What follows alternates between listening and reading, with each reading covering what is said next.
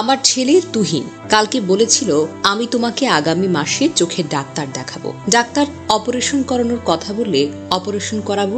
আম্মা কোনো চিন্তা করো না, তুমি ভালো হয়ে যাবে। বুক চাপড়ে আহাজারি করতে করতে এসব কথা বলছিলেন গাজীপুরের দুর্বৃত্তের হাতে নিহত সাংবাদিক তুহিনের ৭৫ বছর বয়সী মা সাবিহা খাতুন। আজ শুক্রবার দুপুর ১২টার দিকে ময়মনসিংহের ফুলবাড়িয়া উপজেলার ৬ নম্বর ফুলবাড়িয়া ইউনিয়নের ভাটিপাড়া গ্রামে তুহিনের বাড়িতে গিয়ে তার মাকে এমন বিলাপ করতে দেখা যায়। তিনি মোহাম্মদ হাসান জামাল ও সাবিহা খাতুন দম্পতির ছেলে। ৫ ভাই ও ২ বোনের মাঝে সবার ছোট হলো তুহিন। আসাদুজ্জামান তুহিনের স্ত্রীর নাম হলো মুক্তা আক্তার। তাদের ২টি শিশু সন্তান রয়েছে। বড় ছেলে তৌকিরের বয়স ৭ এবং ছোট ছেলে ফাহিমের বয়স ৩ বছর। গতকাল বৃহস্পতিবার রাতে গাজীপুরের চান্দনায় দুর্বৃত্তরা ধারালো অস্ত্র দিয়ে তুহিনকে কুপিয়ে হত্যা করে। তার মৃত্যুর খবর ছড়িয়ে পড়লে আজ সকাল থেকে আত্মীয় স্বজন প্রতিবেশীরা তার গ্রামের বাড়ি ভাটিপাড়া আসতে শুরু করেন। ছেলের মৃত্যুর খবর শুনে পাগলপ্রায় বৃদ্ধ বাবা মোহাম্মদ হাসান জামাল ক্ষণে ক্ষণে মূর্ছা যাচ্ছিলেন তিনি। আহাজারি করতে করতে হাসান জামান বলেন, কি অপরাধ করেছিল আমার ছেলেটা, কি অন্যায় করেছিল, কেন এমন হলো? আমি তো কারো ক্ষতি করতে চাই না, তোমরা আমার ছেলেকে দয়া করে এনে দাও। তুহিনের বোন সাইদা আক্তার রত্না বলেন, মাঝে মাঝে আমাদের খোঁজ খবর নেয়। আমার ভাই কোনোদিন কোনো রাজনীতির সঙ্গে জড়িত ছিল না, কখনো খারাপ কোনো ছেলেদের সঙ্গে আড্ডাও দিত না। কেন আমার ভাইকে হত্যা করা হলো? আমার ভাইয়ের যে কি অপরাধ ছিল? আমার ভাইকে যারা হত্যা করেছে তাদের ফাঁসি আমি চাই। এসব কথা বলতে বলতে কান্নায় ভেঙে পড়েন রত্না।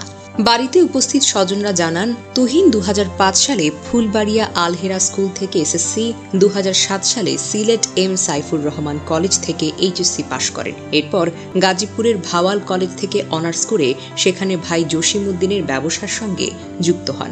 পরে একটি ওষুধ কোম্পানিতে চাকরি করেন। পাশাপাশি ২০১২ সালে সংবাদপত্রের কাজ শুরু করে ওষুধ কোম্পানির চাকরিটা ছেড়ে দিয়েছেন। এরই মধ্যে ২০০৯ বা ১০ সালের দিকে হঠাৎ বড় ভাই জসিম ক্যান্সারে আক্রান্ত হয়ে মারা যান। তুহিন গাজীপুরে বসবাস করতেন। তার অপর ভাই সেলিমও সেখানেই থাকেন। সেলিম পরিবহন শ্রমিকের কাজ করে। দ্বিতীয় ভাই জাহাঙ্গীর আলম কক্সবাজার টেকনাফে পরিবার নিয়ে বসবাস করেন। অন্য ভাই শাহজাহান সিলেটে বসবাস করেন। তাদের ২ বোনের বিয়ে হয়ে যাওয়ায় বর্তমানে গ্রামের বাড়িতে বৃদ্ধ বাবা মা বসবাস করেন। তারা বার্ধক্যজনিত নানান রোগে আক্রান্ত। ছেলেরাই তাদের দেখভাল করেছেন। জানা গেছে, গাজীপুর নগরীর চান্দনা চৌরাস্তায় গতকাল রাত ৮টার দিকে আসাদুজ্জামান তুহিনকে কুপিয়ে হত্যা করেন চিহ্নিত সন্ত্রাসী ও ছিনতাইকারী দলের সদস্যরা। তারা দেশীয় অস্ত্র দিয়ে এক ব্যক্তিকে ধাওয়া করেছেন। সাংবাদিক আসাদুজ্জামান সেই দৃশ্য মোবাইল ফোনে ভিডিও করেছেন। তখন তাকে ধাওয়া করে কুপিয়ে হত্যা করা হয়। ঘটনাস্থলে একটি দোকানের সিসিটিভি ক্যামেরার ফুটেজে এই সকল তথ্য জানিয়েছে পুলিশ। তুহিনের সহকর্মী শামীম হোসেন বলেন, চান্দনা চৌরাস্তা এলাকায় আমরা দুজন একদিক থেকে অন্য পাশে হেঁটে যাচ্ছিলাম। ঠিক এমন সময় একজন নারী ও পুরুষ আমাদের পাশ কাটিয়ে চলে যান। এমন সময় কয়েকজন লোক দেশীয় ধারালো অস্ত্র নিয়ে বলতে থাকেন, এই পাইছি, তোরা আয়। ওই ব্যক্তি দৌড়ে পালানোর চেষ্টা করেন। তখন তারা ধারালো অস্ত্র নিয়ে তাকে ধাওয়া করেন। এ সময় তুহিন মোবাইল ফোন বের করে তাদের পেছনে দৌড় দেন। পরে আমি তুহিনকে খুঁজতে এগিয়ে যাই। অস্ত্রধারী ব্যক্তিরা হঠাৎ থেমে গিয়ে তাকান তার দিকে। তুহিন তখন দৌড়ে চায়ের দোকানে ঢুকে যান। ঠিক ওই মুহূর্তে তারাও চায়ের দোকানে ঢুকে তুহিনকে কুপিয়ে হত্যা করে পালিয়ে যায়। আমি চৌরাস্তা এলাকায় পুলিশের গাড়ি খুঁজতে থাকি। কোনো গাড়ি দেখতে না পেয়ে বাসন থানার ওসিকে ফোন করি। কিছু সময় পর পুলিশ আসে।